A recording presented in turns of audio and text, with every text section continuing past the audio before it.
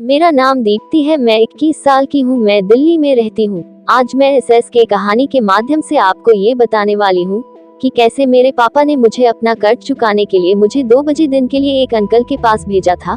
नोएडा में 2 दिन वही रही थी और उन्होंने मुझे 2 दिन तक क्या क्या किया वह मैं सारी बातें आपको इस चैनल पर बताने जा रही हूँ। मेरे पापा एक छोटी कंपनी में काम करते हैं।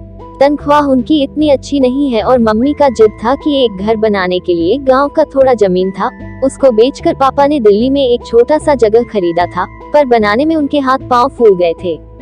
इस वजह से उनको काफी ज्यादा कर्जा हो गया था। सबसे ज्यादा कर्जा जो हुआ था वह दीपक अंकल के पास हुआ था। दीपक अंकल को जब पापा ने पैसे नहीं दिए तो उन्होंने काफी ज्यादा गाली गलौज किया और बोला कि मेरे 1 लाख रुपए तुम नहीं दे रहे हो। अगर तुमने 3 दिन के अंदर यह पैसे मुझे वापस नहीं किए तो या तो तुम अपनी बेटी को भेजोगी 2 दिन के लिए या तो अपने पत्नी को भेजोगी 10 दिन के लिए। अब तुम खुद डिसाइड कर लो कि तुम्हें पत्नी को भेजना है या बेटी को भेजना है। पापा ने ये सारी बातें मम्मी को बताई तो मम्मी बोली, तुमने गलत आदमी से पैसा ले लिया है, वह पहले से ही बहुत बदतमीज और खूंखार इंसान है। अगर तुमने इसको पैसे नहीं दिए तो जीना हराम कर देगा, इसलिए 10 दिन में जाऊंगी। इससे बेहतर है कि 2 दिन के लिए दीप्ति को ही उसके पास भेज देते हैं। डिसाइड हो गया। मैं 2 दिन के लिए अंकल के यहाँ जाने वाली थी। पापा मम्मी ने मुझे समझाया कि 2 दिन की बात है, चले जाओ, नहीं तो पूरे परिवार के लिए दिक्कत हो जाएगा। इसलिए मैं भी तैयार हो गई क्योंकि मुझे ऐसे भी कोई दिक्कत नहीं था। वह अंकल हॉट और सेक्सी है, मुझे पहले से भी वह पसंद थे, तो मुझे जाने में ऐसे भी कोई दिक्कत नहीं था। जब अंकल आते थे मेरे घर पर तो वह मुझे घूर घूर कर देखते थे और सच तो ये बात है दोस्तों कि मैं भी उनको पसंद करने लगी थी। मुझे तो करवाने का लाइसेंस मिल गया था तो मेरे लिए तो और यह अच्छी बात हो गई थी। बस एक दिन तैयार हो गई और उनके फ्लैट पर नोएडा चली गई। मुझे मेट्रो के 52 सेक्टर उतरना था। मैं जब वहां उतरे तो अंकल वहां पहले से ही खड़े थे मुझे रिसीव करने के लिए। उन्होंने मुझे बड़े इज्जत के साथ अपनी कार में बैठाया और अपने फ्लैट पर जाने से पहले मुझे एक अच्छे होटल में खाना खिलाए। मॉल में घूमे, मुझे एक ड्रेस भी उन्होंने दिलवाया, मुझे एक जूते भी दिलवाए।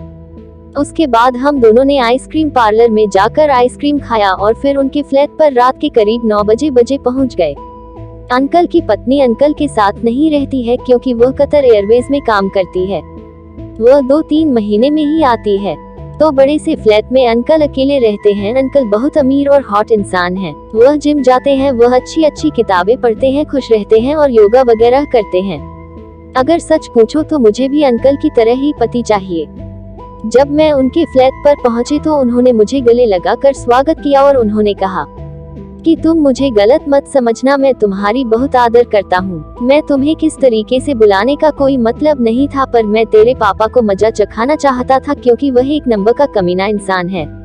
पर तुम बहुत अच्छी हो, तुम बहुत पहले से ही मुझे पसंद हो और शायद तुम भी मुझे पसंद करती हो क्योंकि तुम मुझे ऐसे घूर कर देखती थी। जब मैं तुम्हारे घर जाता था तो मुझे लगता था कि तुम मुझे भी पसंद करती हो। मैं अपना सर झुका ली क्योंकि जो अंकल बोल रहे थे वह एकदम सही बात बोल रहे थे। अंकल ने मेरे कंधे पर हाथ रखा और मेरी आंखों में आंखें डालकर उन्होंने कहा कि दीप्ति, तुम्हें कभी किसी चीज की कमी होगी तो तुम मुझसे मांग लेना। मैं तुम्हें बहुत पसंद करता हूँ और मैं तेरे से कोई जबरदस्ती नहीं करना चाहता। अब ना मैं जबरदस्ती करूँगा। अगर तुम्हें लगता है कि तू मेरे साथ सही नहीं है, तुम्हें कंफर्टेबल फील नहीं हो रहा है तो तुम अलग कमरे में सो सकती हो, मैं अलग कमरे में सो सकता हूँ और 2 दिन के बाद तुम अपने घर चले जाना। मैंने कहा नहीं नहीं, 2 दिन में रहूंगी तो मैं चाहती हूँ कि मैं आपके साथ ही मजे करूँ और यह मौका मुझे मिला है तो इस मौके को मैं नहीं गंवाना चाहती। इतना कहते ही अंकल ने मेरे गाल पर किस कर लिया। दोस्तों, आगे क्या हुआ ये आपको पार्ट 2 वीडियो में बताऊंगी। पार्ट 2 वीडियो देखने के लिए चैनल को सब्सक्राइब कर ले और वीडियो को लाइक करके आपको वीडियो कैसा लगा जरूर बताएं। लास्ट तक वीडियो देखने के लिए धन्यवाद।